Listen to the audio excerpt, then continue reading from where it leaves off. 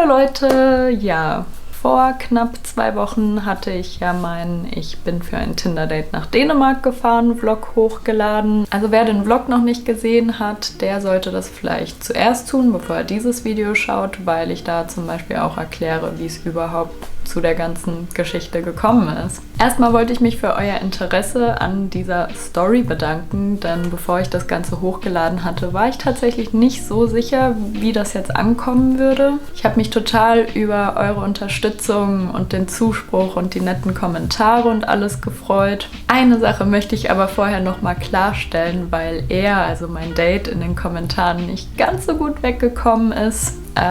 Unter anderem, weil er mich nicht vom Bahnhof abgeholt hat. Ich bin ja an einem Wochentag angekommen und obwohl es schon dunkel war, war es gerade mal Nachmittag. Und er hatte kurz vor meiner Ankunft noch einen Termin gehabt, weshalb wir schon im Vornherein besprochen hatten, dass ich mit dem Bus einfach zu ihm fahre, was jetzt auch eigentlich nicht weiter kompliziert war.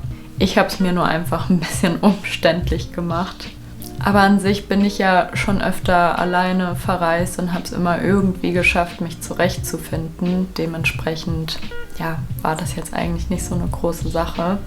Ein anderer Punkt war, dass er mir nicht mit dem Koffer geholfen hat. Also tatsächlich hat er mir dann, nachdem ich es angemerkt habe, noch mit dem Koffer geholfen. Aber da denke ich mir halt auch, okay, zurück in Berlin musste ich den Koffer auch alleine in den 4. Stock hochtragen. Auch kein Problem. Also ich bin ja auch kein unfähiges, hilfloses, kleines Mädchen. Ist vielleicht auch einfach eine Prinzipiensache. Auf jeden Fall wollte ich nochmal klarstellen, dass er jetzt nicht einfach irgendein egoistischer, rücksichtsloser Depp ist oder so. Und das ist vielleicht einfach ein bisschen falsch rübergekommen. Ansonsten habe ich ja dann gar nicht mehr wirklich viel erzählt, wie es so alles gelaufen ist, weil ich natürlich auch nicht die ganze Zeit filmen wollte, während wir uns irgendwie kennenlernen. Dementsprechend werde ich jetzt nochmal ein bisschen erzählen, wie es eigentlich vor Ort in Kopenhagen gewesen ist und natürlich auch die Frage beantworten, was ist eigentlich jetzt der Stand. Ich muss ja sagen, auch wenn ich immer sehr darauf bedacht bin, kein oberflächlicher Mensch zu sein, ist Tinder an sich ja schon eine sehr oberflächliche Plattform. Heißt, man matcht die Leute ja erstmal primär schon nach ihren Fotos. Und man setzt sich dann im Kopf ja auch irgendwie so ein Bild zusammen, wie man sich die Person jetzt vorstellt. Als ich dann ankam, war es erstmal einen Moment so, irgendwie habe ich ihn mir jetzt aber anders vorgestellt. Aber dann dachte ich mir, sei doch einfach mal nicht so oberflächlich und ja, nur weil er jetzt vielleicht nicht 1:1 dem entspricht, was ich mir in meinem Kopf zusammen fantasiert habe. Aber so nach 5 Minuten oder so war mir das dann auch komplett egal, weil wir haben uns so gut unterhalten. Also die Vibes waren halt einfach so wie schon beim Schreiben und beim Videochatten und von daher war das dann auch alles echt gut.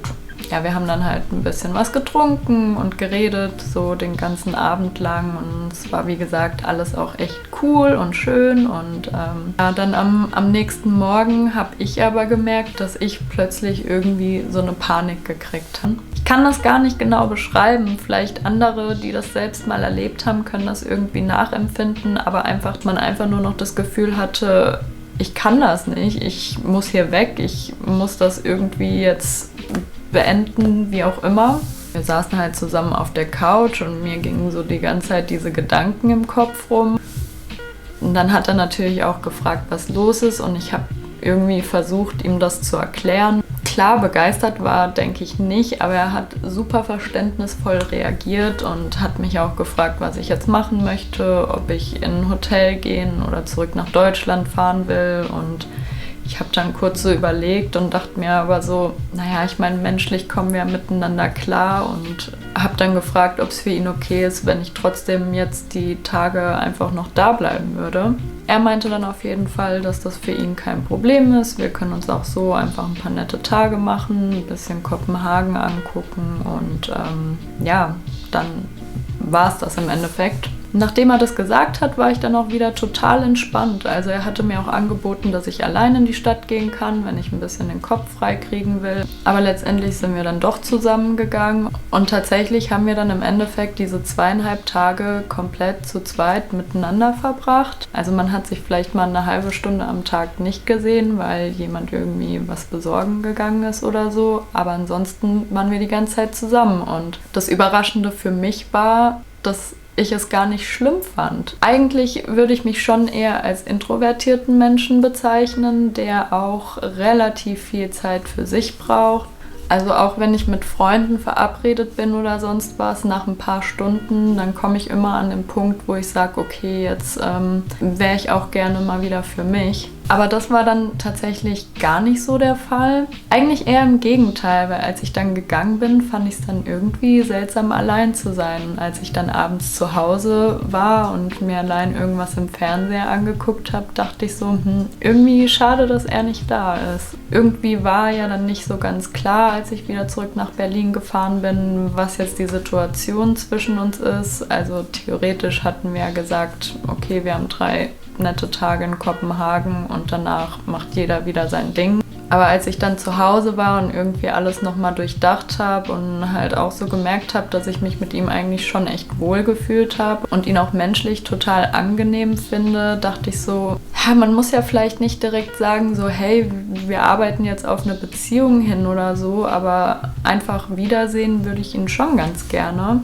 Deshalb habe ich ihm dann auch nochmal geschrieben und ihn halt gefragt, wie er das Ganze eigentlich sieht, weil es hätte ja auch sein können, dass er nach den 2,5 Tagen sagt, boah, ist die anstrengend, die Frau, das brauche ich echt nicht in meinem Leben.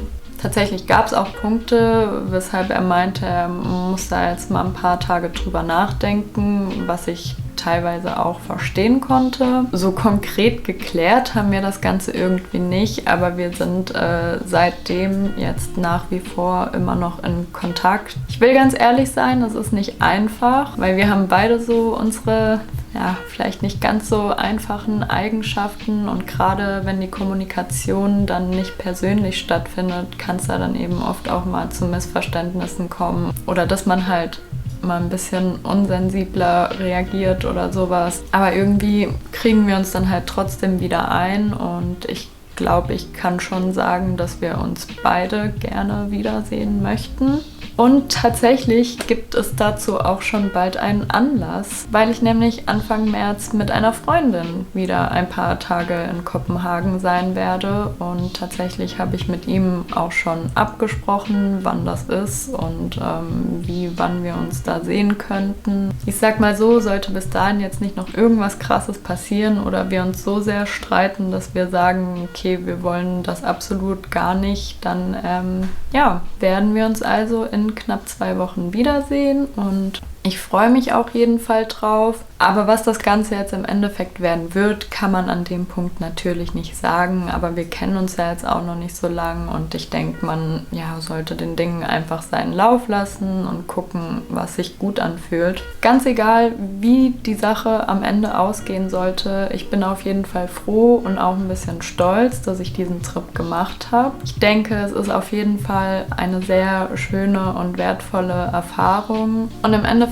hat mir das eben bestätigt, dass es vielleicht wirklich sehr bereichernd sein kann, öfter mal aus seiner Komfortzone rauszukommen und Dinge einfach mal auszuprobieren. Natürlich will ich aber auch noch mal dazu sagen, dass man bei so Geschichten immer vorsichtig sein sollte. Vielleicht hat der ein oder andere von euch ja schon The Tinder Swindler auf Netflix gesehen. Ein gutes Beispiel, dass so Sachen auch ziemlich schief gehen können. Mit dem Video will ich euch auch nicht sagen, hey, ihr müsst jetzt unbedingt für ein Tinder-Date ins Ausland fahren, sondern ich will einfach nur zeigen, es können coole Dinge passieren, wenn man sich einfach traut.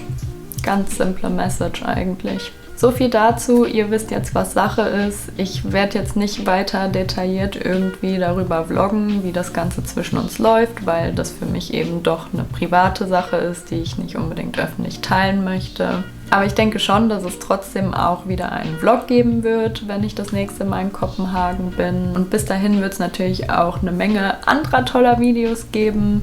Und ich würde mich freuen, wenn wir uns beim nächsten wiedersehen. Oh, jetzt muss ich wieder irgendwie awkward dieses Video beenden. Macht's gut. Bis dann. Ciao.